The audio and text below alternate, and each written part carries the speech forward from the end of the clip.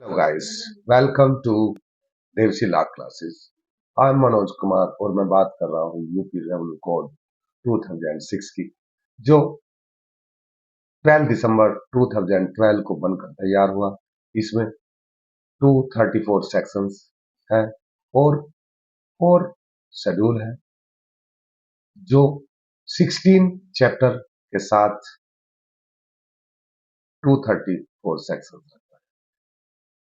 32 act का repeal हुआ है और ये एक्ट लागू हुआ 2006 से और इसका नाम है यूपी रेवेन्यू कोड 2006, जिसका चैप्टर नंबर 10 बात करता है गवर्नमेंट लीजी की, कि गवर्नमेंट लीजी सरकारी पट्टेदार कौन है, इसके बारे में बात करता है। Section 147 definition of government lessee. Government lessee की क्या परिभाषा है? ये गवर्नमेंट लीजी की परिभाषा के बारे में बात करता है। Every person who holds any land on lease from the state government weather such lease was granted before or after the commencement of this code shall be called a government leasee in respect of such land। जो भूमि राज्य सरकार किसी पट्टेदार या किसी land holder land जो भूमि लेता है उसको देती है, किसकी तरफ से? गवर्नमेंट की तरफ से जो भूमि दी जाती है वह सरकारी पट्टेदार या गवर्नमेंट लीजी की डेफिनेशन में आता है। अभी सेक्शन 148 बात करती है government lessees right to hold land, कि जो सरकारी पट्टेदार का भूमि धारण करने का क्या हक है, यानी किस एक्ट के तहत कैसे वो भूमि लैंड को धारण करता है, यानी उस पर राइट रखता है। Note with standing anything contain, कुछ भी बात होते हुए, यानी इस संहिता में कुछ भी बात होते हुए, क्या बात होते हुए? एवरी गवर्नमेंट लीजी, प्रत्येक सरकारी पट्टेदार क्या करेगा? Shall be entitled to hold such land in accordance with the term and condition of the lease, यानी जो उसके कॉन्ट्रैक्ट में होगा, जो उसको लीज के कॉन्ट्रैक्ट में बताया गया, उसकी अकॉर्डेंस, उसकी तरह से, उसके निबंधनों को वह भूमि पर धारण करेगा, राइट उसके उसी तरह से।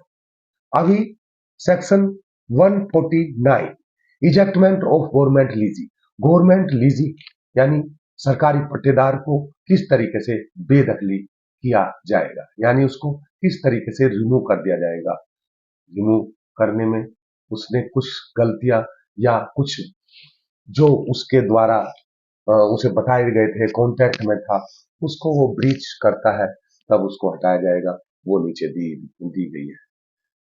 Section 149 ejectment of government lessee. A government leasee may be evicted from the land held by him or one or more of the following grounds, namely वे किस तरह के ग्राउंड है? सब क्लोज ए बात करता है that he has fail to pay, यानी वो फेल हो जाता है क्या पे करने के लिए? Rent to any other sum due under lease within 6 months from the date on which it become due. वो जो सरकारी पट्टेदार है, जो भी उसके पास धनराशि है, जो उसका रेंट बनता है, उसको देने में वह विफल हो जाता है और 6 माह के भीतर भुगतान उसका जो देय है नहीं कर पा रहा है, तो तब उसको इजेक्टमेंट करने का एक राइट। अभी बी सब क्लॉज बी बात करता है that he has used such land for any purpose other than that for which it was granted.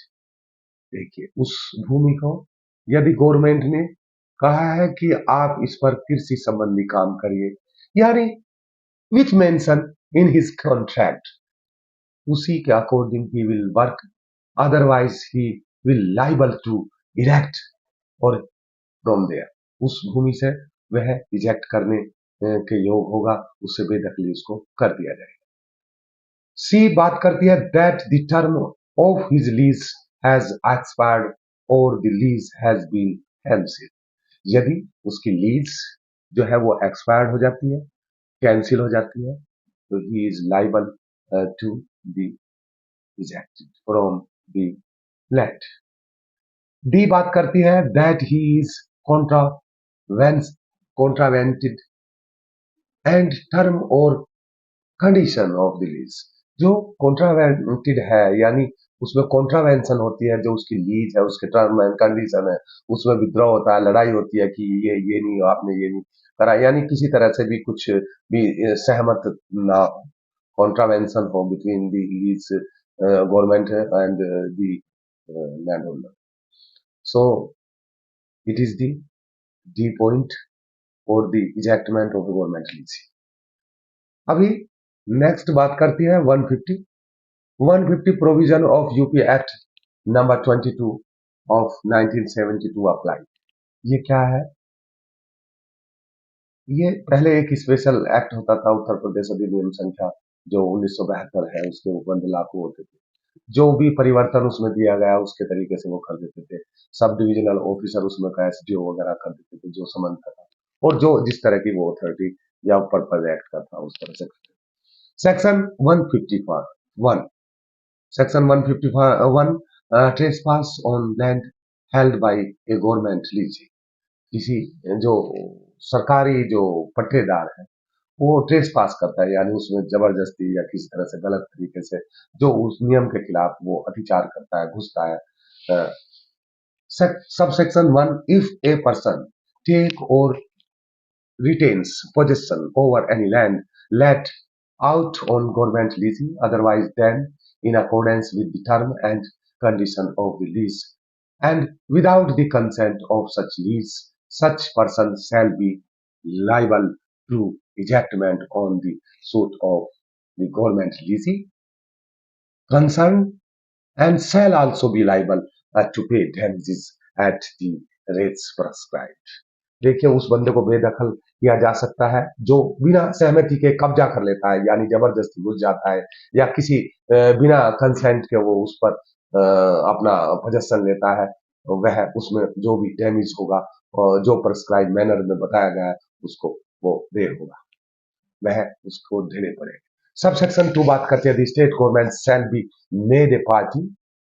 State government को इसमें एक पार्टी बनाया जाएगा, जो भी है राज्य सरकार को पक्ष बनाया जाएगा, किंतु ग्राम पंचायत पक्षकार नहीं होगी। But the gram panchayat shall not be necessary party to the suit instituted under subsection 1। इसमें जो ग्राम पंचायत एक पार्टी नहीं होगी। थर्ड है if a suit for eviction referred to in subsection 1 is not instituted by government leasing or a decree for eviction or obtained in any such suit is not executed within the period limitation, इसमें provided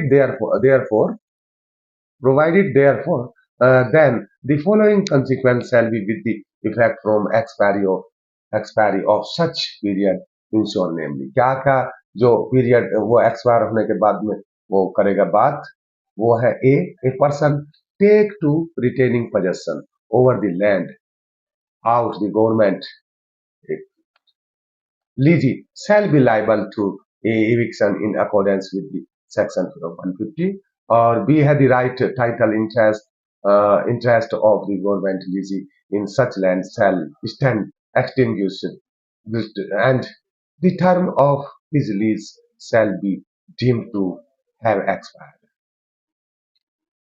देखिए जो भी पट्टेदार उस पर कब्जा करता है तो उसको 125 के तहत 150 के तहत उसको बेदखल किया जा सकेगा, और जो भी बात करता है कि ऐसी भूमिधारी जिस पर जो हक है वो हित उसके समाप्त हो जाएगा, कब हो जाएगा, and the term of his lease shall be deemed to be expired, और उसका लीज जो लीज थी उसके टर्म कंडीशन के अनुसार वो समाप्त माना जाएगा। अभी section 152 dues recoverable as arrear of land. क्या कि जो ड्यूज है वो रिकवरेबल होगा एक एरियर के, यानी भू लगान की तरह उसको लगान की तरह उसको वसूल लिया जाएगा। जिस तरीके से लगान वसूलते हैं उस तरीके से उसके वसूल उसके जो बकाया को वसूला जाएगा। Area of rent or any other sum due from a government lessee may be recovered as an area of land. वो भू राजस्व की तरह उसको वसूल दिया जाएगा। नेक्स्ट देखिए दोस्तों, section 152 and chapter 10. Now it is complete.